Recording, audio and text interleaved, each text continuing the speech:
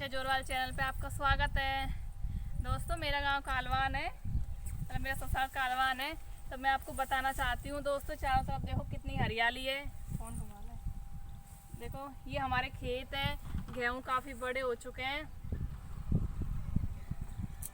दोस्तों अभी किसान आंदोलन चल रहा है। सारे देश के किसान दिल्ली में धरना दे रहे हैं। हमारे यहाँ से भी, राजस्थान से भी काफ़ी सारे किसान जाने वाले हैं। कुछ तो चले गए, कुछ जाने वाले हैं, और लेडीज़ें भी काफ़ी सारी जा रही है वहाँ पे।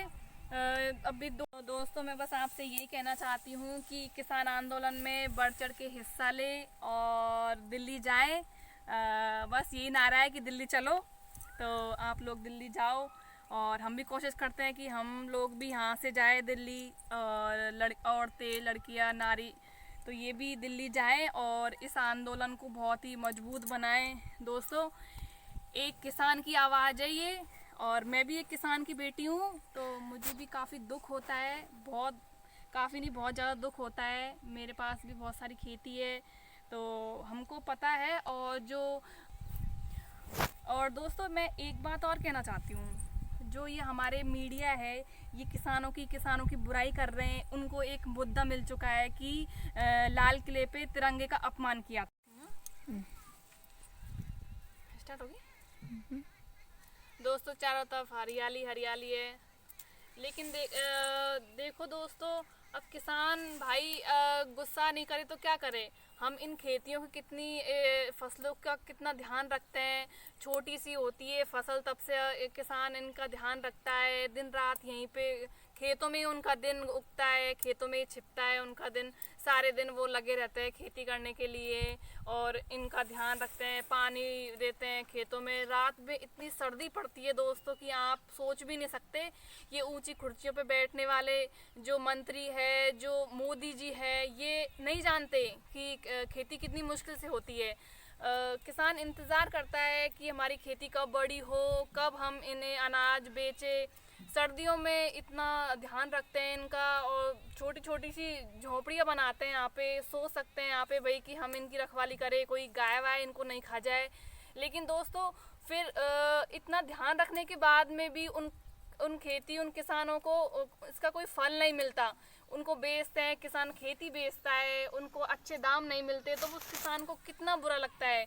एक किसान की उम्मीद बहुत जुड़ी हुई है खेती से, मतलब बहुत ज़्यादा जुड़ी हुई है। कोई किसान अपनी बहन बेटियों की शादी करना चाहता है, कोई भात जामने देना चाहता है, तो वो आने वाले समय से पहले ही सोच लेता है कि अब की बार मेरी खेती अच्छी होगी तो अगली बार मैं मेरी बेटी की शादी करूँगा,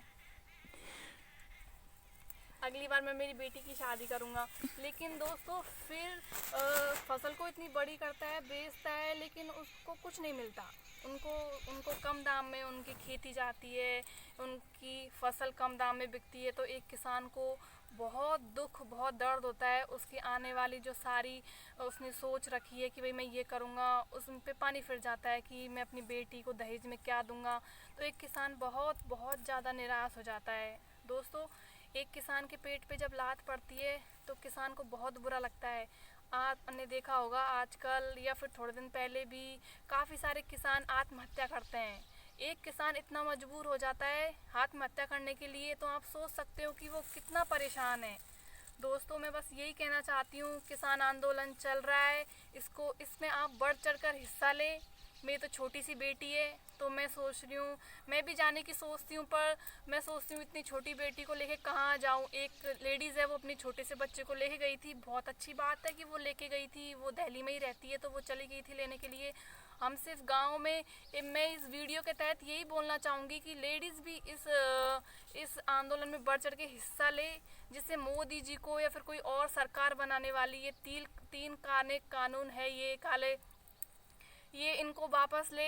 हमारी तो बस यहीं से गुजारिश है। मैं सभी को बोलना चाहूँगी, सभी किसान भाइयों को, हमारे मीणा समाज में जितने भी लोग हैं उन सबको बोलना चाहूँगी कि प्लीज़ ज़्यादा से ज़्यादा करके दिल्ली जाओ, ज़्यादा से ज़्यादा करके इस आंदोलन में हिस्सा लो, जिससे कुछ तो बात माने सरकार। हम परेशान हो गए, बेचारे किसान जो पंजाब के हैं, हरियाणा के हैं, वो किसान 2-2 महीने से लगे हुए हैं। हमारे राजस्थान के तो शायद अभी पहुँचे हैं, थोड़े दिन पहले ही पहुँचने स्टार्ट किया है, लेकिन 2 महीने से वो लोग पूरी कड़ाके की सर्दी में वो लोग गए हैं।